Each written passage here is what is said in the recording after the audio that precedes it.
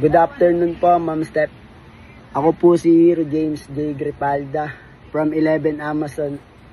Papakita po dito ang evolution ng wolf. Papaliwanag po.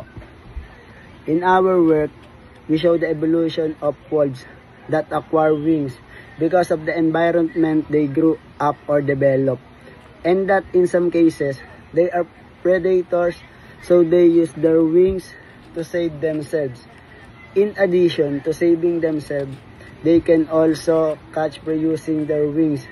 Maybe after 100 years, wolves will be more different because of their wings that will be used to catch prey in the air like bird, owl, bat. Yun lang po. Thank you.